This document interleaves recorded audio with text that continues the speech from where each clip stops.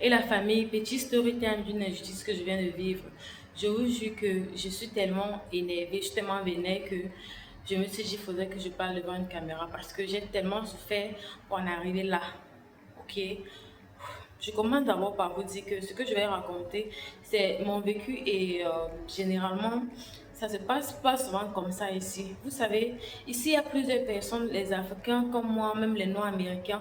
La femme qui m'a opérée était une Noire américaine. Donc, il y a les Noirs ici qui travaillent un peu de partout. Vraiment, on travaille, les Noirs travaillent beaucoup ici, je vous assure. Mais ce que j'ai vécu là, ça m'a touché comme ça. J'ai dit, je vais un peu faire une story time, c'est-à-dire que ça m'a tiré à balles réelles. Vous savez, je vous avais caché déjà, quand j'ai fini mon stage, euh, j'ai commencé à faire un job. Généralement, pour le faire à temps plein, il y a ce qu'on appelle un moment d'essai. Puisque je venais d'avoir mon diplôme, il fallait que je puisse prouver que non, puisque je viens d'avoir mon diplôme, je suis apte à travailler sans surveillance de quelqu'un, ok? Et puisque c'est juste un diplôme d'infirmière assistante, euh, il ne me fallait pas trop de temps, il me fallait juste 2 semaines. Donc j'ai pris 2 semaines de mon temps, de ma vie, à me lever tôt, presser le lait, aller chaque matin, rentrer le soir pour pouvoir montrer, donc pour pouvoir faire une période d'essai. Maintenant, quand je faisais la période d'essai, je tiens d'abord à rappeler que quand je, quand je faisais les cours, je faisais mes cours avec une Indienne. C'est-à-dire que j'avais une Indienne qu'on était vraiment amis.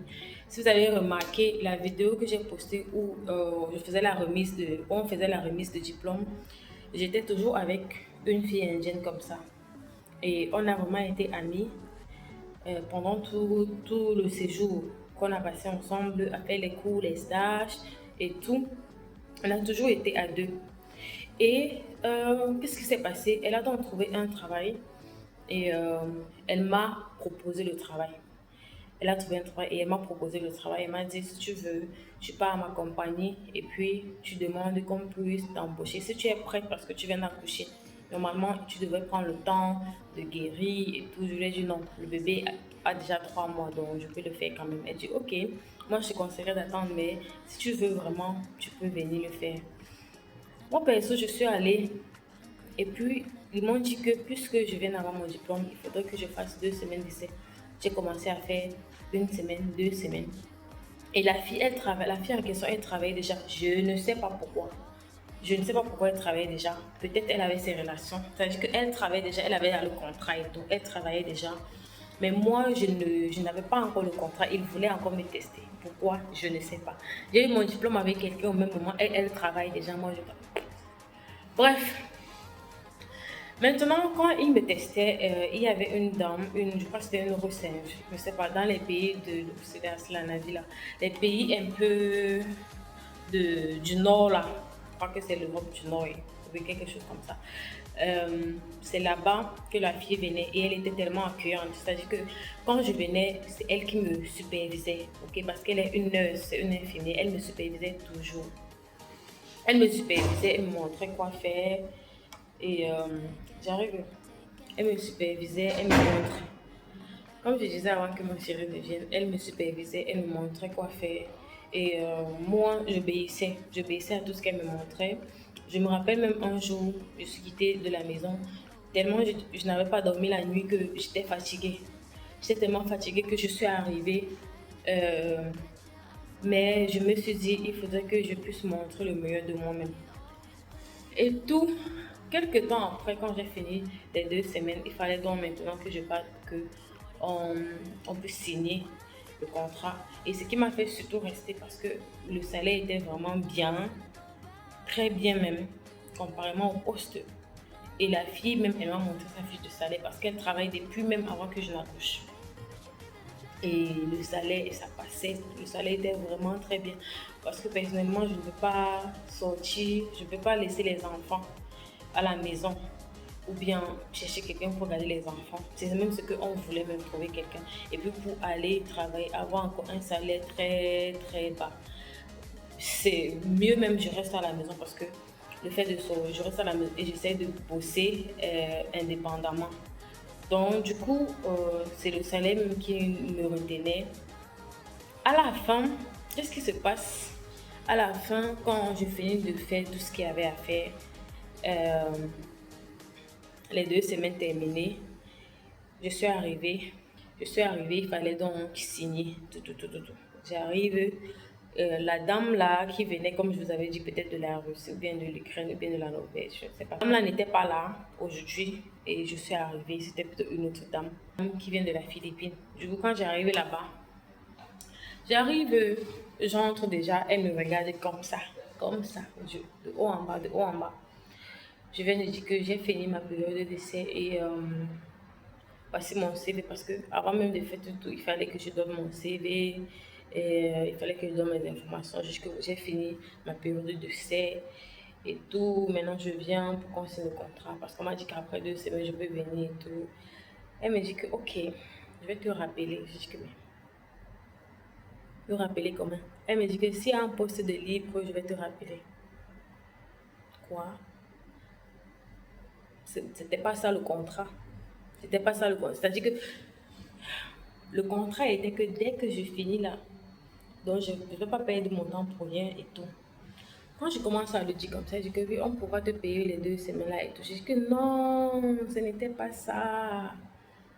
Mais je me suis dit, je ne vais pas moi discuter. J'ai acquis de l'expérience et c'est l'essentiel. Et j'ai mon ami qui travaille là-bas, ça même avoir fait des périodes d'essai. Bref, moi, je pourrais me dire que j'ai acquis de l'expérience et même s'il m'appelle là-bas, je ne crois pas que je vais retourner. Parce que je ne sais pas s'ils vont me rappeler. La fille là, je ne sais pas où elle est partie. Elle ne travaille plus là-bas. Parce que ces derniers temps, quand j'arrivais, je ne la voyais pas. Mais je me suis dit non, elle va revenir. Je ne sais pas ce qui s'est passé entre-temps. Mais c'est comme ça, c'est la vie, ça arrive. Donc, en fait, ce qui m'avait plu, c'était surtout le salaire parce qu'il fallait que je puisse trouver quelque chose que je pourrais payer quelqu'un pour rester à la maison et tout. Mais c'est quand même choquant que de nos jours, les gens essaient d'exploiter comme ça. Et c'est pas seulement ici, c'est un peu partout. Les gens essaient d'exploiter. Donc, c'est vraiment incroyable cette histoire. Quand il m'a dit que non, euh, on va d'abord, attends d'abord, on va t'appeler quand il y aura un poste vacant. Bref, c'est pas grave. C'est pas grave. J'ai juste tenu à vous faire cette petite story time parce que c'était pas évident. J'ai. C'est pas facile. C'est pas vraiment facile de laisser les enfants aller faire quelque chose pour que ça aboutisse à ça. Que ça aboutisse à ça. C'est vraiment décevant. Mais c'est pas grave, ça arrive. C'est pas grave, ça arrive. Et également, c'est pas vraiment évident parce que, entre-temps, quand je sortais, il y avait les dames qui venaient commander la queue de fertilité. Quand elles m'écrivaient, je ne répondais pas. Quand je rentre le soir pour répondre, je vois les messages, tu n'es pas sérieuse, et c'est là. Donc, si vous venez pour commander la queue de fertilité, ou bien que ce soit les perruques, ou bien demander les renseignements et tout, vous pouvez, si vous m'écrivez, je réponds. Je réponds peut-être même 10 heures après, ça veut dire que j'étais occupée. Et aussi avec les enfants là, c'est pas facile.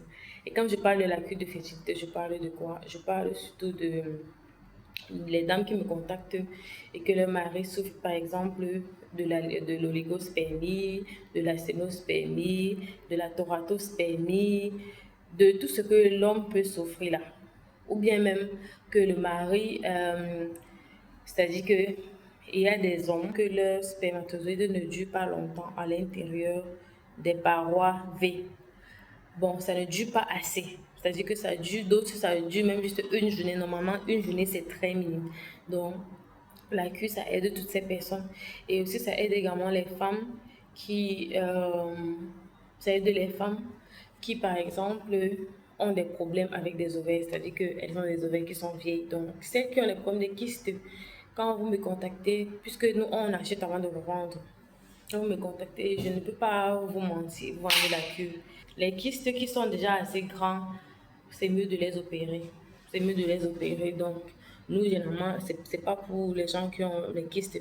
Peut-être, ça aide souvent aussi ceux qui ont le syndrome des ovaires polykystiques.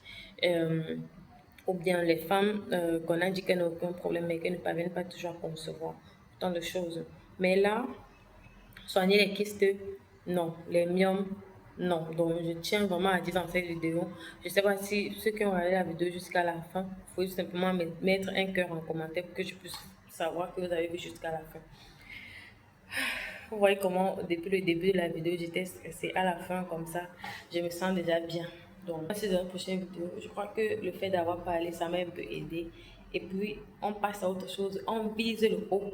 Et les challenges de la musique, je vise le haut. On les poste en short et aussi à la fin de certaines vidéos. Donc, envoyez vos challenges par WhatsApp et puis on va poster. On se dit dans la prochaine vidéo. Bisous, bisous. Bye. Yeah man, c'est du tempo micro, on vise le haut les bas. Yeah.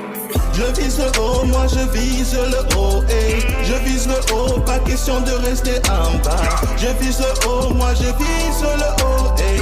Je vise le haut, pas question de rester en bas. Je suis issu d'une famille de faux paysans. Cette situation pour moi était déplaisante.